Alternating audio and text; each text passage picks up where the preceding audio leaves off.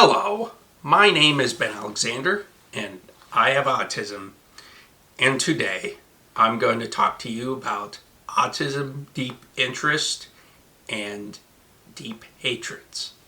So basically this is kind of the part of autism where I feel like emotionally it's to take into two extremes. Like if I feel really mad, like I will feel an extreme mad that's pretty hard to shake. It takes me a while to cool down.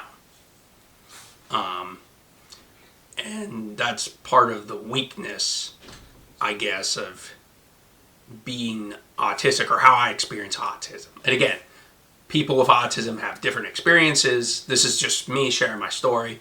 You know, your experience might be different than mine, but from my experience, whenever I get angry, I get physically angry and upset. Like it's all internal.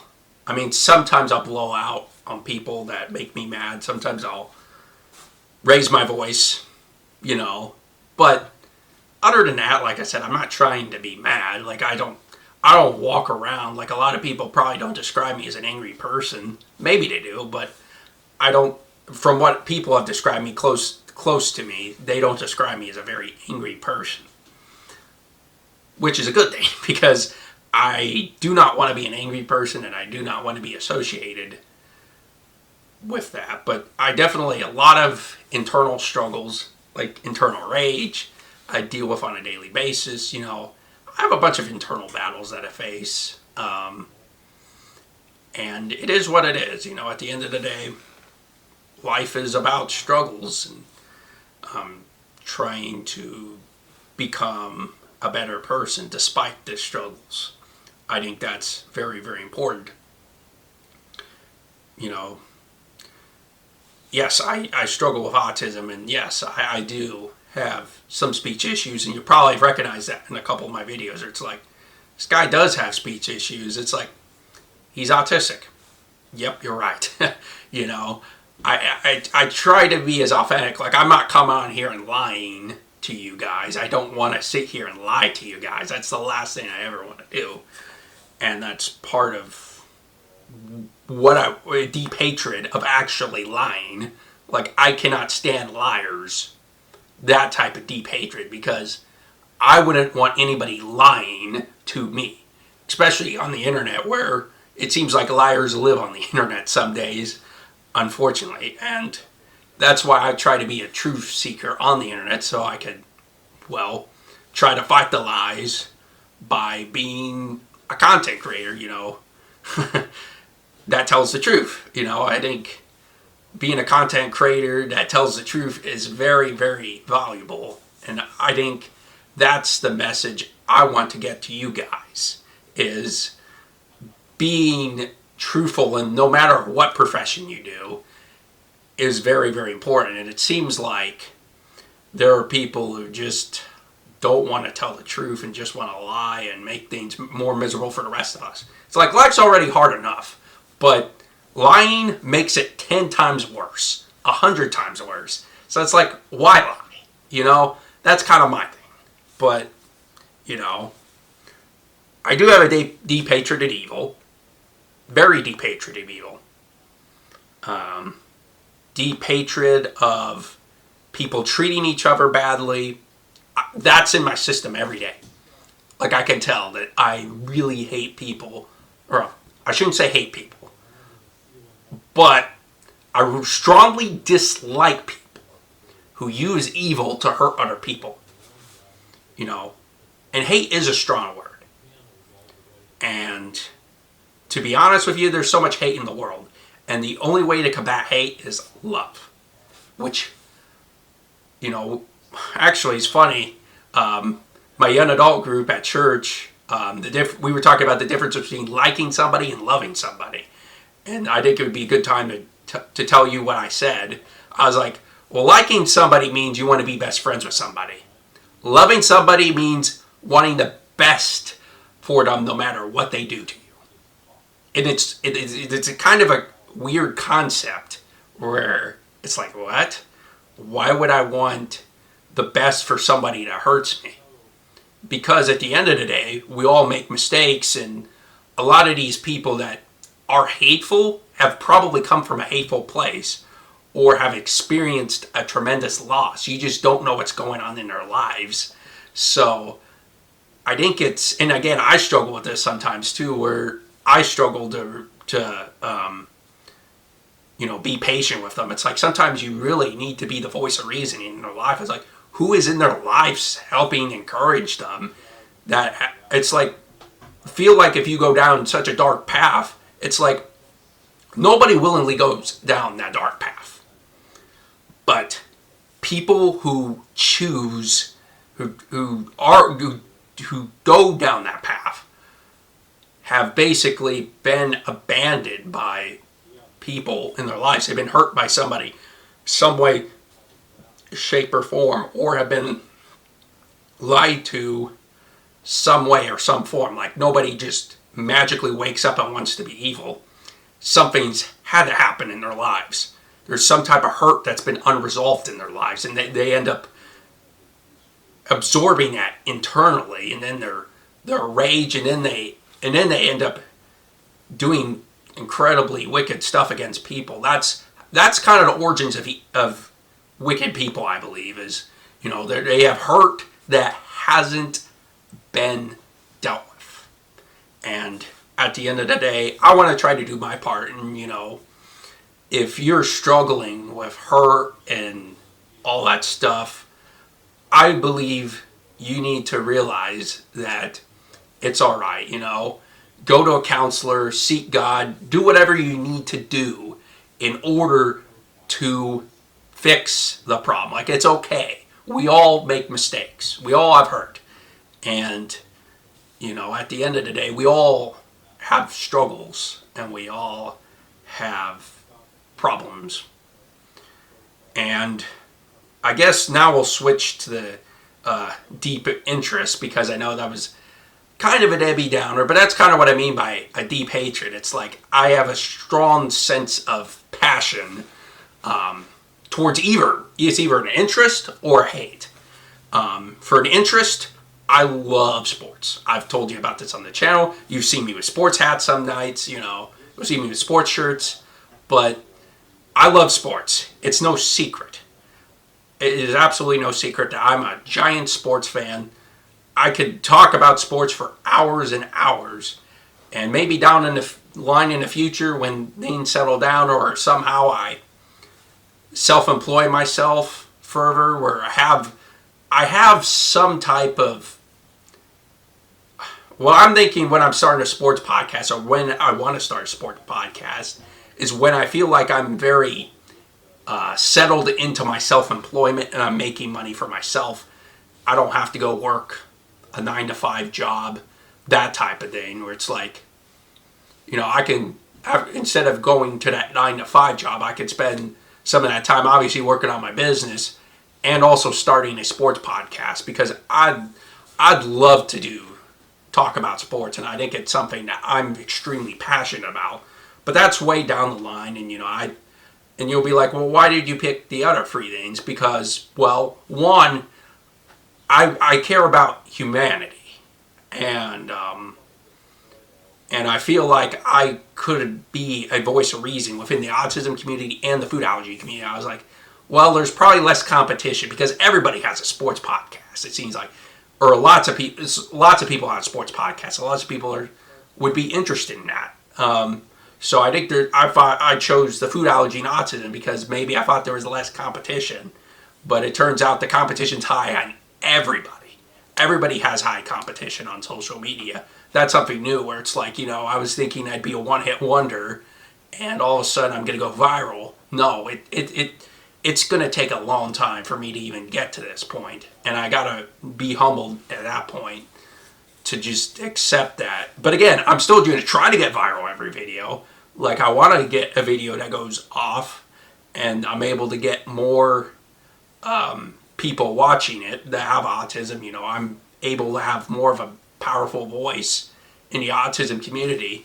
And again, like I said, I don't know what my life's going to be. Like I said, I feel like my life right now is I'm just throwing spaghetti at the wall and hoping something sticks.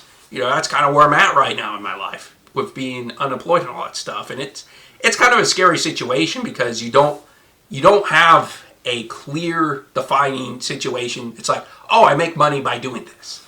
Quite yet. I don't have that. It's like, hey, I have potential options to make money down in the future. Like, I think I have plenty of options. But again, like I said, I'm kind of flying by the seat of my pants to try to figure out what's working for me. And sometimes it overwhelms me. And it happens. Life really, really happens. And I guess part of my deep interest as well is helping others. That's kind of why I started this channel. That's why I started the food allergy channel. Because I knew I could help others. And again, I could still be helpful in the sports podcast. Because, people spin or could spin stories, and all that stuff. And some sports podcasts come more negatively towards the athletes and the coaches and all the people. When I get a sports podcast or when I start one, I'm going to try my best to view the athletes and view things positively. But also look at things realistically. Like I said, I'll be like, hey, this situation doesn't look good right now, but this is the quarterback, this is the situation, that can change the situation, and I hope this guy can do it, but I have questions, and just back it by stats or whatever, It's that type of thing that I'm trying to do as a sports podcast, and I also want to add to other sports besides football, it'd be all the sports that I'm interested in, that I feel like I could cover pretty well and I know what I'm talking about. So, I'm still kind of working through that, but it is something I want to do in the future. I'd be like, man, I would love to start a sports podcast. I'd love to be able to talk about that, because I have a deep interest in sports. And the cool thing is what I'm trying to do is, as you can see with the autism stuff, the Ben's Allergy Restaurant Reviews, which is the food allergy stuff, and the travel agency, I'm trying to build something because I love to travel. Every time I go on a vacation, I'm always happy. Like, it's like, oh, this is the best week ever. I never want it to end. Like, I remember the last vacation I took was in Florida. I visited my aunt and uncle. And beforehand, I went to work stuff for Momentum and tried to network with Christian media professionals, because Momentum was a Christian media professional conference that had a bunch of Christian music and all that stuff, Unfortunately, I didn't quite get the job that I was hoping for. But again, it's all right. I made it. It worked out at the end of the day, because I'm able to now have the time to build these channels up. And when I decided to start the Ben Has Autism YouTube channel in June last year, I was like, I was kind of like, well, what can I do to help people? And I do believe God has put me on this journey. And again, like I said, it doesn't quite make sense to me, but He has put me on this journey to help you guys and try to be a voice of reason on the internet. I believe that is what I'm here to do. And I'm not trying to be boastful or arrogant or anything. Like, I don't want to come across as that, but I do believe that God has put me in this path and put me in this position and has given me the ideas to be able to execute the channel and to come and bring you guys videos and continuing to come up with ideas and evolve over time.